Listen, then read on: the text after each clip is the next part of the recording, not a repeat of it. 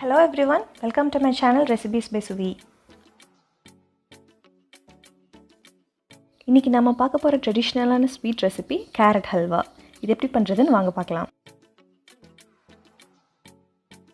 நான் இன்னைக்கு நல்ல ஃப்ரெஷ்ஷான 1/2 கிலோ கேரட் எடுத்து வச்சிருக்கேன். அதை ஃபர்ஸ்ட் தோல் நீக்கிக்கலாம். மேலே இருக்கிற எட்ஜும் கீழே இருக்கிற எட்ஜும் ரிமூவ் பண்ணிட்டு நம்ம துருவ ஆரம்பிச்சுக்கலாம். நீங்க எப்பவுமே கேரட் ஹல்வாக்கு கேரட் எடுக்கிறப்போ நல்ல கலரா இருக்கிறது எடுங்க.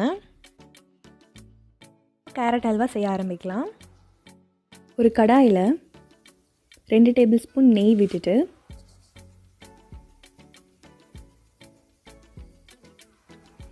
துருவி எடுத்து வச்சிருக்க 2 கப் கேரட் ஆட் பண்ணிக்கலாம்.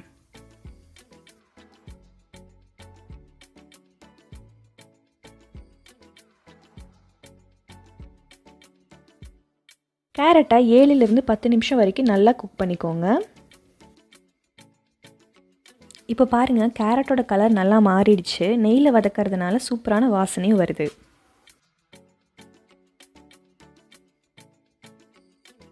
இப்போது கேரட் நல்லா குக் ஆயிடுச்சு. இதில் காய்ச்சி ஆற வச்சுருக்க 2 கப் பால் ஆட் பண்ணிக்கலாம். 2 கப் துருவின கேரட்டுக்கு 2 கப் பால் கரெக்டாக இருக்கும். நம்ம எந்த அளவுக்கு பால் ஆட் பண்ணுறோமோ அந்தளவுக்கு கேரட் நல்லா குக் ஆகி வரும். நல்லா கலந்து விட்டுக்கிட்டே இருங்க. பால் நல்லா ட்ரை ஆனதுக்கப்புறம் இதில் நம்ம சர்க்கரை ஆட் பண்ணிக்கலாம். நான் இன்றைக்கி 1/2 கப் சர்க்கரை ஆட் பண்ணியிருக்கேன். 1 கப் துருவின கேரட்டுக்கு 1/4 கப் சர்க்கரை கரெக்டாக இருக்கும். மீடியம் ஃப்ளேமில் வச்சு நல்லா கலந்து விடுங்க.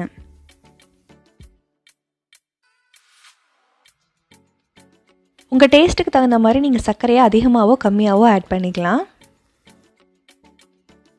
சர்க்கரை இப்போ நல்லா மெல்ட் ஆக ஆரம்பிச்சிடுச்சு.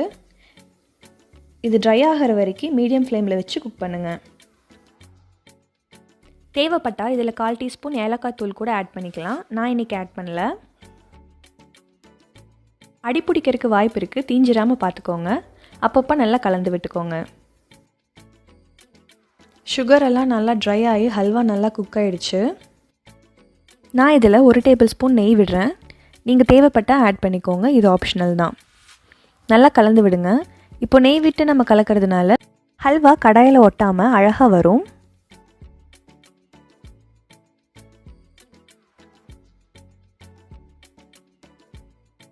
கேரட் ஹல்வா இப்போ ரெடி ஆயிடுச்சு. இதில் நறுக்கி வச்சிருக்க பாதாம், முந்திரி, பிஸ்தா,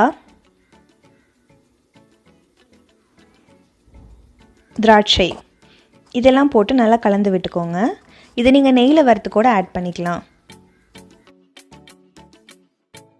ரொம்ப ஈஸியாக சுவையான கேரட் ஹல்வா ரெடி ஆயிடுச்சு. இந்த ரெசிபியை நீங்களும் உங்கள் வீட்டில் ட்ரை பண்ணி பாருங்கள். எப்படி இருந்துச்சுன்னு மறக்காமல் சொல்லுங்கள். அடுத்து ஒரு சூப்பரான ரெசிபியோடு உங்களை மீட் பண்ணுறேன். Until then, it's bye from me, Shweta.